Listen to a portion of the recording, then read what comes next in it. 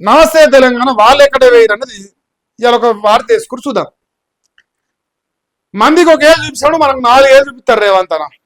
So మనం ఏ లంగా పనులు చేయలేదు కదా, కేసీఆర్ అన్ని లంగా పనులు చేసింది 10 ఏళ్ళు. ఇంకా నువ్వు ఏం చేసుకుంటో విచారణ చేసుకుంటో నువ్వు ఏం పిక్కో కానీ ఇక గాలి ఒకటి అడుగుతురు జర చూడే. సో ఏడాదిలో కాదట 2 లక్షల ఉద్యోగాలు 5 ఏళ్ళలో భర్తీ చేస్తామని చెప్పారు. ఇప్పుడు చెప్తురు ఎన్నికల్లో ఇప్పుడు ఓటు వేస్తే తల్లిలాంటి కాంగ్రెస్ పార్టీ మీకు సంవత్సరం తిరిగా ముందుకి 2 లక్షల ఉద్యోగాలు ఇస్తుంది, జాబ్ క్యాలెండర్ ఇస్తుంది అని చెప్పారు.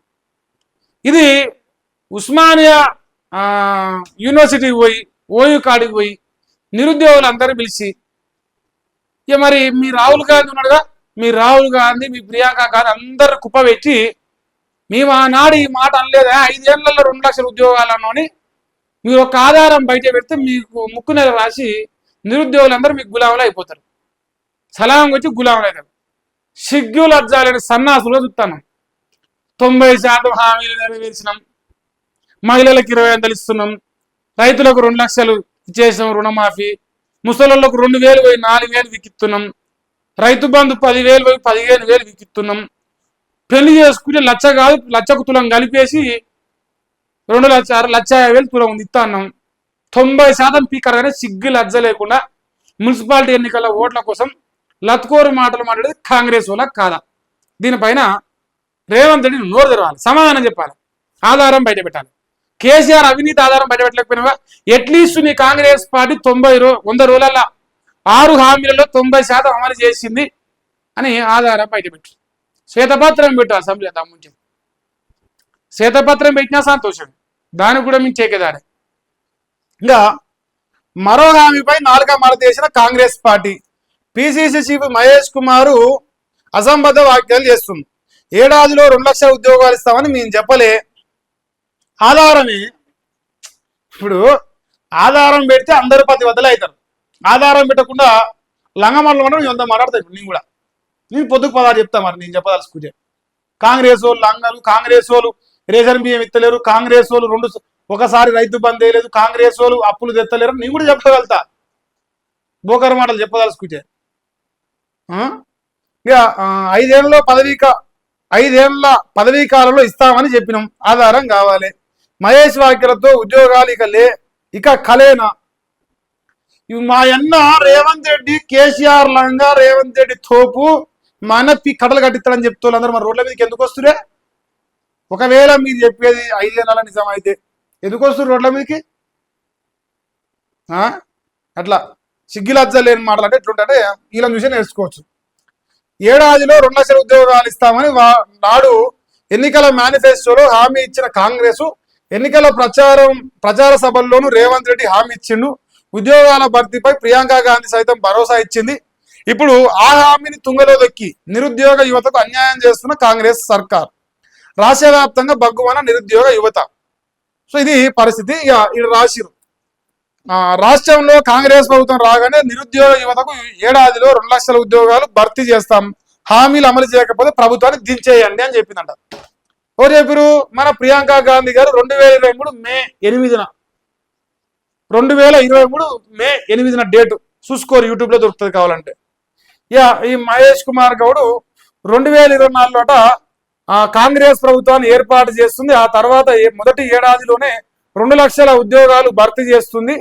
జాబ్ క్యాలెండర్ విడుదల చేసి జూన్ 2 నాటికి ప్రభుత్వంలో ఖాళీల వివరాలు సేకరించి నోటిఫికేషన్లు ఇచ్చి సెప్టెంబర్ 17న నియామక పత్రాలు అందిస్తాం.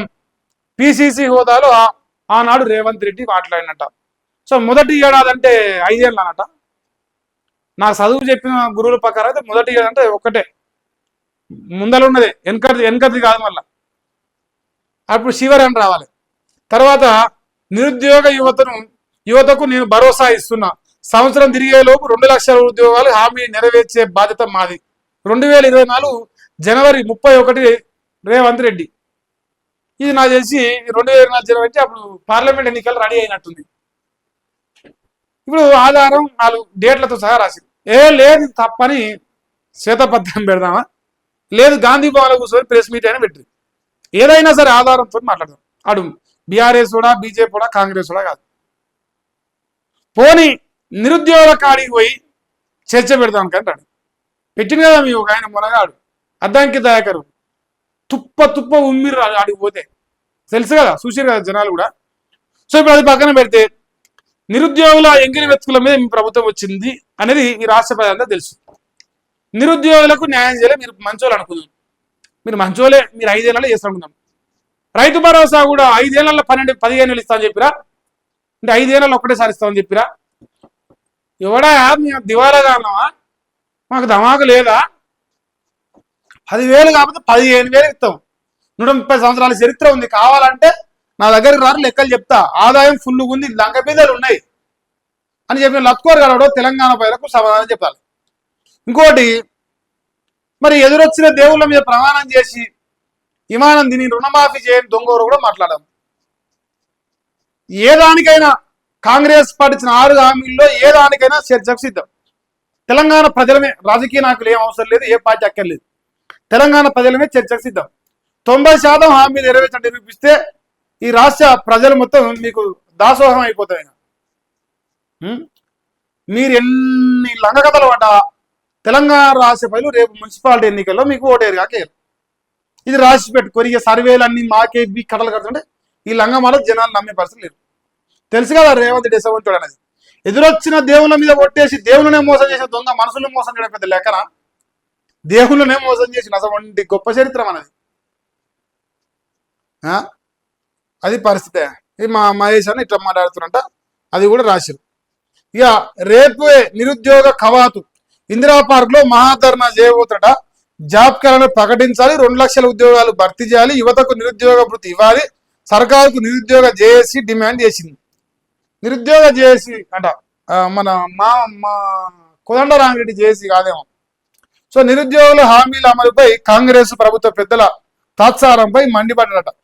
సో అపాయింట్మెంట్ ఆర్డర్లు ఇచ్చినట్టే ఇచ్చి రద్దుపై 7 గ్రూప్ 2 అభ్యర్థుల ఆందోళన. సో టీజీపీఎస్సీ తీరుపై ఉద్యోగార్థుల ఆగ్రహం, మరి సీఎం న్యాయం చేయాలని డిమాండ్ చేస్తున్నట. ఇక్కడ వచ్చేసి నిరుద్యోగ యువతపై పగ, నిలువెల్లా దగ, పాత దరఖాస్తులని రద్దు చేసారు, కొత్తవన్నీ పెండింగ్ పెట్టరు, ఏడాదిగా యువ వికాసం కోసం ఎదురు చూస్తున్నారు. గత ప్రభుత్వంలో ఇస్తామని రాష్ట్ర సర్కారు ప్రకటన చేసింది. దరఖాస్తుల స్వీకరణ మొదలే కాని పథకం. మరోవైపు బీఆర్ఎస్ హయాంలో స్వీకరించిన 10 లక్షలకు పైగా యువత దరఖాస్తులు తొలగించరు. రుణాల కోసం నెలలుగా దరఖాస్తుదారుల నిరీక్షణ, పథకం ఊసే ఎత్తని ముఖ్యమంత్రి మంత్రులు. ఇప్పుడు ఏ దాని గురించి మాట్లాడదాం? ఏది చూసినా పంగనామే కనిపిస్తాంది. పెట్టేదేమో పంగనామా అని చెప్పేదేమో సంసారి మాటలు అయిపోయింది. నిరుద్యోగులను ఇప్పుడు మందలిస్తే వాళ్ళ మూతి ముందల మైకి పెడితే కన్నమ్మ బూతులు తిడతారు. ఇంకా ఓయుకా ఏడుకోపోతే పసుపు నీళ్ళతో రోడ్డు కడుగుతారా, పసుపు నీళ్ళు పోతారు రోడ్డు మీద, నీ బూతులకు, నీ లంగమాడలకు, నీ చేసిన మోసానికి పసుపు నీళ్ళు చేసినా మనకు సిగ్గిరాకపోయా. సమ్మక్క సారక కాడికి పోతుంది, ఒట్టేసి ప్రమాణం చేసి ఆడ పోయి పాపం కడుక్కొని వస్తుంది. మరి ఎదురొచ్చిన దేవుని కాడ పోయి చేసిన పాపాలను కడుక్కొని రా, కానీ ఉప్పి కర్రలు కడతాను జనాలకు నమ్మకం లేదు. 2 ఏళ్ల పొద్దు అవుతుంది కేసీఆర్ ఇచ్చిన ప్రతి పథకం ఎగ్గొట్లే అని దేనిపైన అంటే దానిపైన చేసే పెడతాను సిద్ధం. వెనకట్ల కేసీఆర్ రైతు చస్తే 5 లక్షలు ఇచ్చేది, 10 రోజులల్లా దశదిన కర్మ అట అయితా అంటే కూడా 10 వచ్చేది. నీ రాజ్యంలో వస్తున్నాయా చేసే పెడతాం, ఎందుకంటే నువ్వు మునగాడైన ముఖ్యమంత్రి సోరోని కదా, కేసీఆర్ ముసలాయన కదా.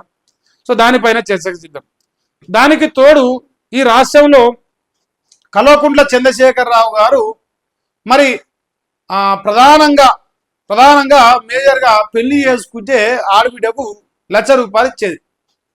పెద్దన్న లెక్కనో పెద్ద కొడుకు లెక్కనో ఎట్నో ₹1,00,000 ఇచ్చేది. నువ్వు 1,00,000 తులం బంగారం హామీ ఇయ్యలేదని ప్రమాణం చేసినా ఓకే, లేదు 1,00,000 తులం బంగారం కల్పించిన మోదవారిని అని సాక్ష్యం బయట పెట్టినా ఓకే.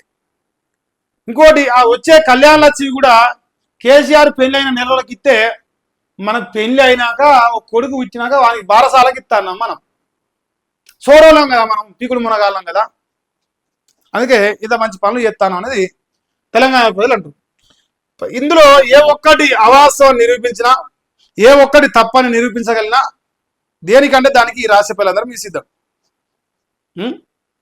అది మన మునగాడైన ముఖ్యమంత్రి, దమ్మున్న ముఖ్యమంత్రి ఇప్పుడు ఈ పత్తిత్తు పతివత పేపర్లల్లా ఈ ముత్తైదులల్లా ఈ నిరుద్యోగ సమస్య వస్తే ఇలా మన సలాం కొట్టి గులాం అయిదామని ఏ ఒక్క పేపర్లో అయినా సరే 1 2 యో 2 ఇది 3